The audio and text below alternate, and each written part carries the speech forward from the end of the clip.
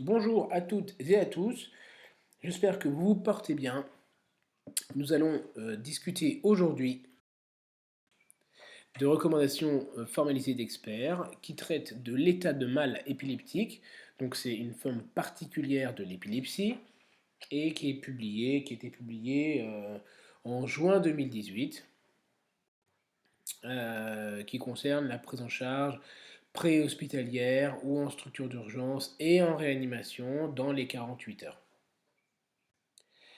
Alors, quelle est l'incidence de l'état de mal épileptique, pas de la crise d'épilepsie. On va voir comment on le définit. Eh bien, c'est pas si rare que ça, hein, c'est entre 6 et 40 pour 100 000 habitants par an, et il y a différentes présentations.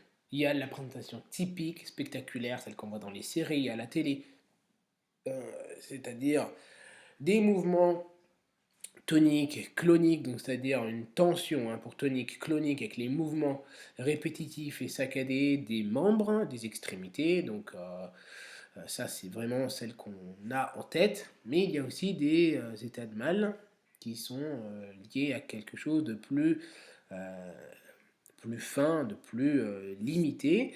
C'est ce qu'on appelle des crises partielles qui peuvent être motrices. Ça peut être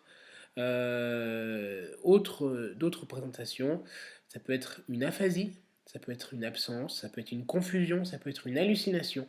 Il y a plusieurs présentations possibles.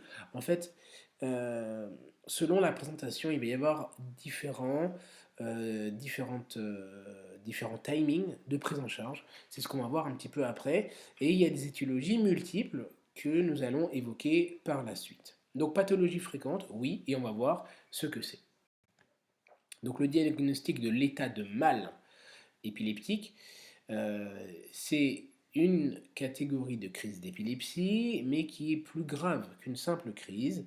Et on va voir qu'on va classer ça selon l'atteinte motrice et l'altération de la conscience. Donc quels sont les différents stades et les différentes gradations? Il y a l'état de mal épileptique.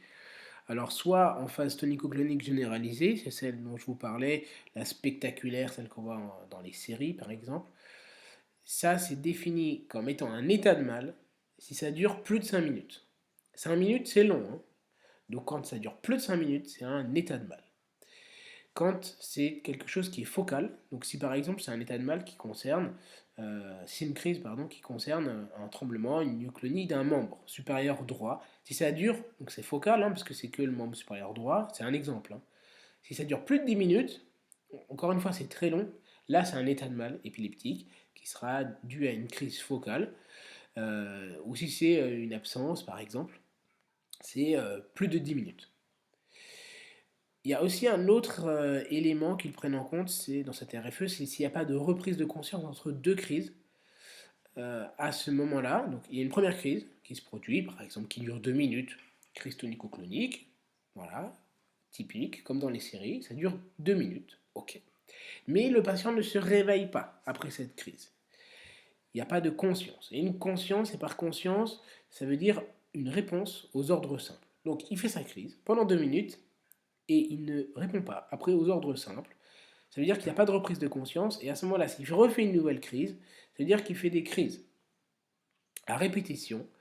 Et ça, c'est une indication, c'est un état de mal, c'est une indication à traiter euh, comme un état de mal épileptique. Même si ça ne dure pas 5 minutes, il n'y a pas de reprise entre les deux crises, donc c'est un état de mal épileptique. Donc soit ça dure plus de 5 minutes en crise tonico-clonique généralisée, soit c'est focal et c'est plus de 10 minutes, soit il n'y a pas de reprise de conscience entre les deux crises. Même si elle dure que 1 minute, ou si elle dure 30 secondes, c'est pareil.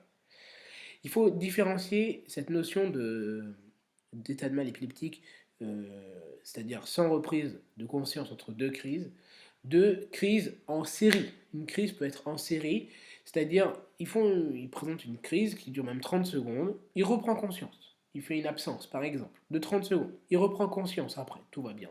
Il refait une nouvelle crise. Et là, à nouveau, il reprend conscience, etc., etc., si ça s'enchaîne. À ce moment-là, même si c'est en série et que ce n'est pas défini comme un état de mal, il faut traiter comme un état de mal. Donc pour rappel, une crise focale, ça peut être même des signes assez légers, ça peut être une anxiété, une irritabilité, une agression, des troubles du comportement, etc. Ensuite, définissent que c'est un état de mal épileptique réfractaire. Réfractaire, c'est donc réfractaire à quelque chose, ça ne répond pas. Et ça ne répond pas à quoi? À la deuxième ligne de traitement. On va voir après par la suite les traitements.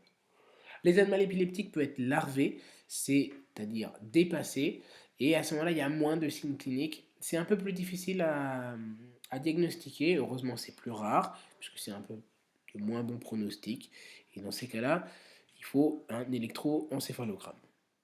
Particularité, c'est celle des encéphalopathies de la petite enfance, où à ce moment-là, selon le type de crise, selon l'étiologie, la crise peut n'être qu'un état de mal, entre guillemets, hein, que à partir de 10-15 minutes, selon l'étiologie encore une fois.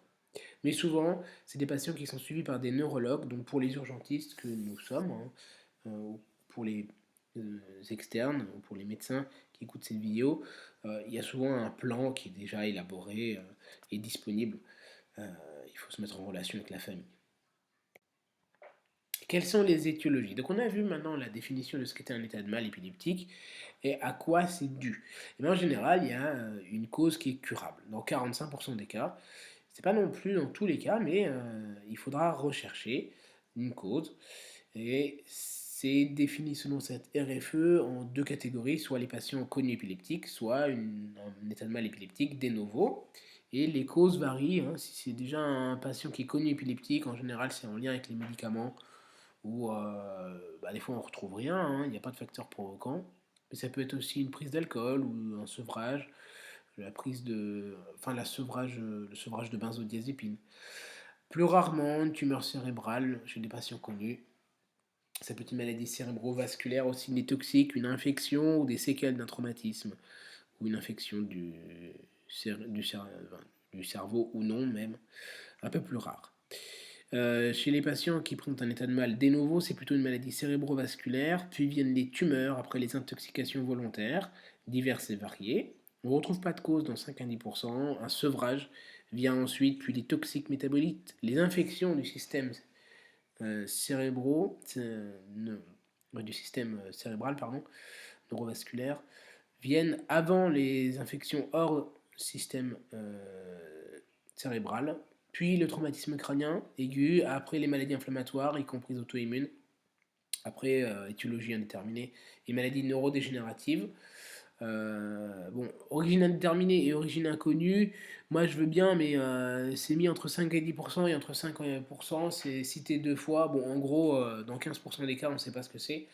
Pour vous en rappeler, un moyen, comment vas-tu mec? Un peu trop vieux, donc pour coopération médicaments, c'est l'observance médicamenteuse. Le VA, c'est pour vasculaire, le T pour tumeur, le MEC pour métabolite, le un peu pour intox infection, le trop pour trauma et vieux pour vieux dégénératif. Pensez à tout ce qui est hypododo, hypoglycémie, hyponatrémie aussi. Alors, quels examens réaliser? Il faut faire un bilan biologique. Si on a un doute, alors pour les patients épileptiques connus, soit c'est un défaut d'observance si on a clairement la cause, dans ces cas-là, c'est pas forcément obligé de faire un bilan biologique, ce sera selon l'appréciation. Mais dans ces cas-là, si on fait une glycémie, déjà c'est la base, tout trouble neuro égale dextro, une natrémie, une calcémie, une magnésémie et le dosage des antiépileptiques s'il y a, ou des médicaments proépileptogènes. Faire une imagerie cérébrale injectée ou une IRM si c'est la première crise, si c'est le premier état de mal, crise obligatoire. Euh, donc chez l'épileptique, c'est plutôt s'il y a un traumatisme crânien ou le premier état de mal chez l'épileptique connu, donc il a fait des crises habituelles, mais là il fait un état de mal, à ce moment-là on fait une imagerie. C'est une pathologie qui est évolutive, type tumeur par exemple, c'est un trouble de la vigilance qui persiste, un syndrome méningé, un déficit neurologique, de la fièvre, c'est une indication à faire un scanner, injecté, une confusion. Parce que de la fièvre, ça peut être un abcès, par exemple, et dans ce cas-là, il n'y a pas d'indication à faire une PL, un risque d'engagement, bien sûr, et syndrome d'encéphalite Donc confusion, à ce moment-là, il faut faire une imagerie. Faire une PL s'il y a un doute diagnostique ou s'il y a de la fièvre, pour éliminer une méningite, bien sûr. Et après, l'imagerie.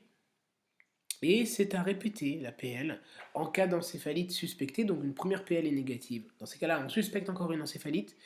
Malgré les examens, il faut refaire à ce moment-là la PL à 24 heures.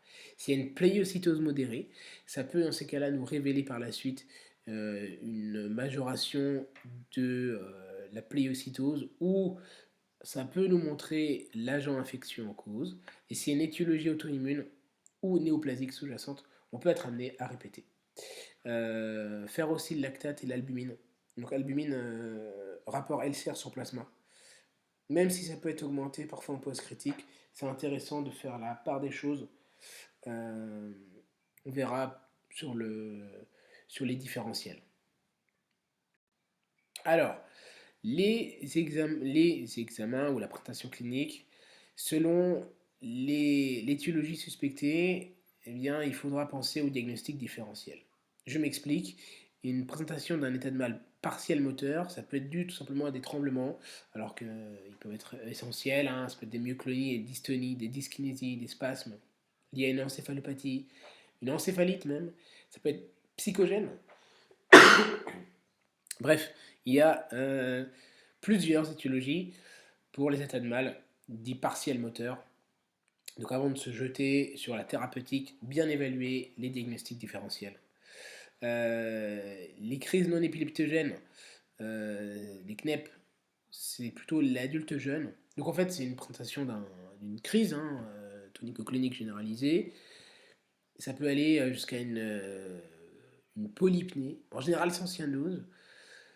Des fois, il résiste à la paupière, mais, et je l'ai déjà vu, et c'est, croyez-moi, incroyable, certains patients sont en mesure de mimer parfaitement une crise d'épilepsie. On était plusieurs médecins à se faire avoir, et cette patiente était déjà hospitalisée en réanimation, intubée, c'est-à-dire qu'elle s'est laissée faire pour l'intubation, enfin laissée faire jusqu'à ce qu'on pousse les drogues de l'intubation, mais ça peut aller très loin les CNEP, donc s'en méfier. L'électroencéphalogramme, c'est ce qui permet de faire la différence, est normal. Les troubles visuels, donc c'est des troubles focaux plutôt, en cas d'épilepsie, crise focale. Il peut y avoir des troubles visuels, une aphasie, des troubles végétatifs ou du comportement. Ça peut être lié à une migraine, par exemple, avec aura, ou même un AVC, ou des troubles psychiatriques qui peuvent mimer aussi des crises d'épilepsie. Il ne faut pas se laisser avoir une confusion qui n'est pas expliquée. C'est pas qu'un sepsis chez une personne âgée, ça peut tout à fait être un état de mal. Et se méfier absolument de cela, ou des patients qui ont une encéphalopathie chronique, ou un état neurologique chronique dégradé. S'il y a une modification du comportement, se méfier absolument d'un état de mal sous-jacent. Ça s'est déjà vu, et des fois ça peut passer inaperçu pendant très très longtemps. L'encéphalopathie anoxo-ischémique, donc en gros c'est le manque d'oxygène, donc c'est l'axone qui est privé d'oxygène. C'est l'axone, c'est les neurones qui sont privés d'oxygène. À ce moment-là, il n'y a pas de réveil lorsqu'on arrête la sédation, puisque pas d'oxygène, pas de fonctionnement neurologique normal. Comment on peut le remarquer? En cas de myoclonie, aux moindres stimulations, et c'est de mauvais pronostics. Il y a aussi l'encéphalopathie toxique ou métabolite, par exemple en cas d'encéphalopathie hépatique. Il peut y avoir des myoclonies ou quelques troubles de la vigilance plus ou moins discrets, et à ce moment-là, l'EEG est relativement typique. Gardez en tête que les benzodiazépines répondent et sont efficaces sur de nombreux mouvements non épileptiques. L'EEG, on va le voir, peut montrer des ondes triphasiques en cas d'encéphalopathie, et donc c'est très important de penser à faire un EEG. La conduite à tenir, on va voir la thérapeutique, mais juste avant cela, pensez aux axos, j'en parle plusieurs fois. Axos, agression cérébrale secondaire d'origine systémique, c'est tout ce qui aggrave l'état neurologique, qui n'est pas lié en une aggravation du cerveau, ou en tout cas une aggravation des neurones. Pour vous en rappeler un acronyme que j'adore, A pour artère tension, une PAM à 80, c'est l'objectif. Le C, c'est pour capnie, hypocapnie. Objectif 35 plus ou moins 5. Le S, c'est pour sédation, stimulation. Il faut traiter une épilepsie. Traiter l'épilepsie si ça se dégrade sur le plan neurologique. O, c'est pour l'oxygène, l'hypoxie. Traiter l'hypoxie en urgence. Le S, le grand S, c'est pour le sel et le sucre. Une osmolarité plasmatique normale. Avec objectif natrémie à 140 et glycémie entre 1,4 et 1,8. Donc Axios tempère le cerveau, tempère c'est pour la normothermie. Et enfin l'épilepsie est pourvoyeuse de troubles du rythme et surtout d'épisodes de Takotsubo, ça de Takotsubo, donc c'est une inversion des ondes T qui mime en fait ça ressemble à un infarctus. J'en ai parlé dans une des vidéos, je vous laisse aller voir, aller checker. Donc faire un ECG une fois que la crise, enfin une fois que l'état de mal est temporisé. Attention, s'il y a une atteinte cardiaque, la perfusion de phosphonétoïne peut donner une majoration de l'hypotension, des troubles du rythme et un allongement du QT, donc plutôt privilégier les autres thérapeutiques. On note aussi une hyponatrémie dans le traitement par carbamazépine au long cours. Et l'hypocalcémie est plus fréquente chez l'enfant. L'hypocapnie est proconvulsivant aussi. Alors, conduite à tenir toujours, du NaCl hein, chez l'adulte, glucosé chez l'enfant. Pensez si risque de carence, donc alcoolisation chronique, dénutrie, femme enceinte, ou perfusion de glucose.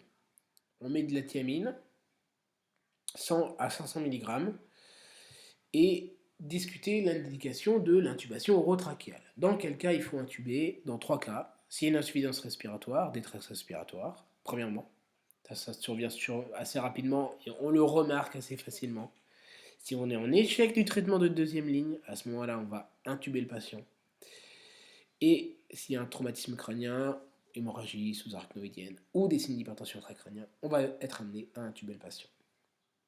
Dans le cadre d'un état de mal épileptique, bien sûr. Pas de maintien de la sédation, sauf si l'état de mal est réfractaire ou s'il y a des signes d'hypertension intracrânien. On va voir la diapositive suivante qui est issue des recommandations d'experts, très très bien faite, qui résume en fait toute la procédure et toute la prise en charge. L'induction, ça se fait en général par étomidate, même si on peut le faire par thiopental, et le propofol aussi est recommandé.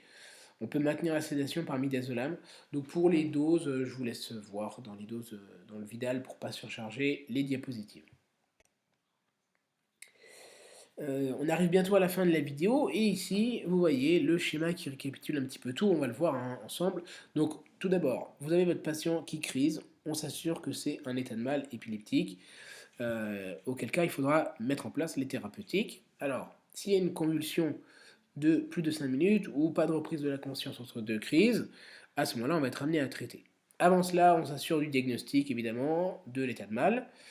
Et s'il y a une indication à intuber, avant cela, hein, en cas de détresse respiratoire, eh bien on intube.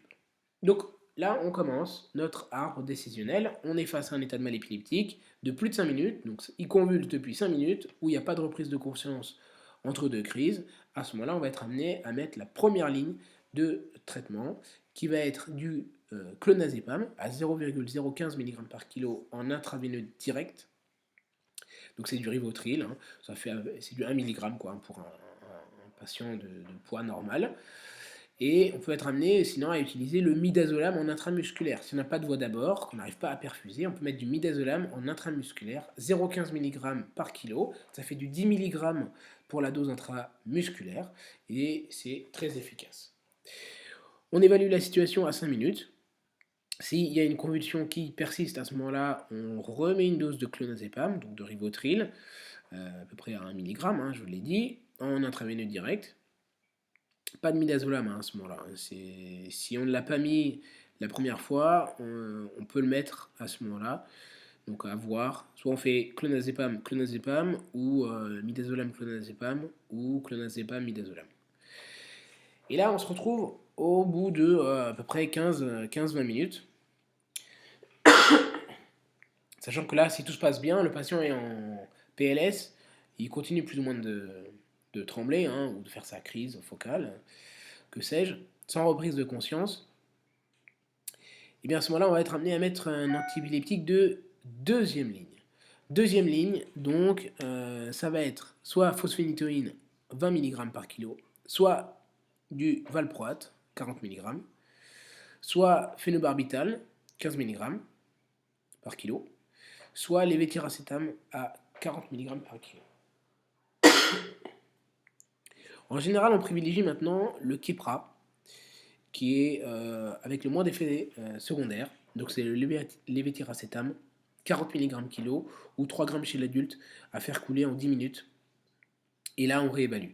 On réévalue, on se retrouve à peu près à 30 minutes du début de la crise. Et c'est à ce moment-là. Si jamais il y a un échec de toutes ces thérapeutiques, on va intuber le patient et poursuivre avec un autre antiépileptique. Donc là, de toute façon, il n'y a pas 50 solutions. Soit il y a un réveil rapide. À ce moment-là, on couvre par une benzodiazépine pour protéger un petit peu les nouvelles crises, hein. Soit il n'y a pas de réveil, donc il est encore dans le coma, donc on l'a intubé et on poursuit la sédation. Soit il y a une nouvelle crise, soit il y a des crises qui persistent encore. Et bien à ce moment-là, on poursuit encore l'algorithme en mettant un autre antiépileptique de seconde ligne.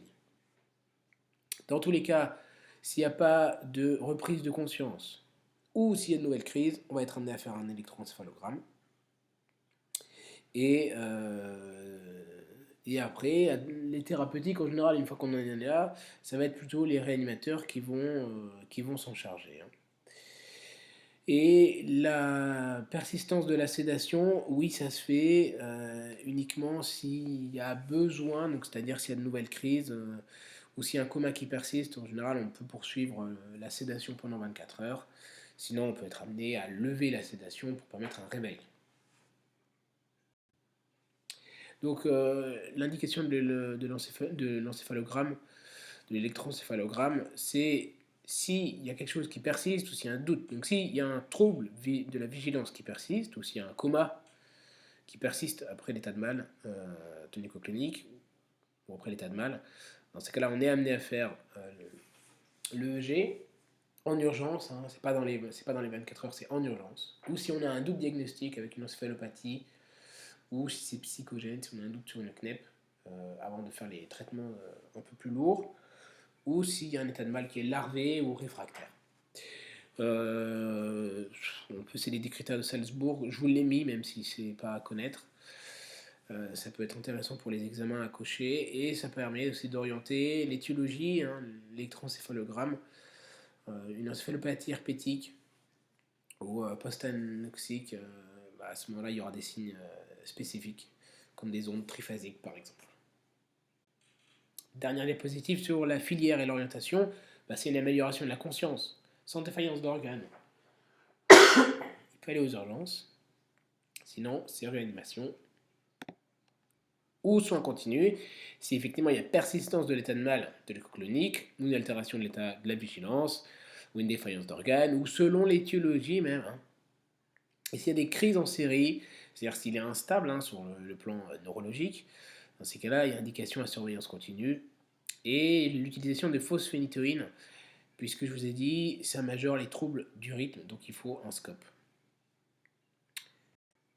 Voilà, la vidéo est terminée, j'espère que cela vous a plu. On arrive bientôt à 25 minutes pour une RFE complète.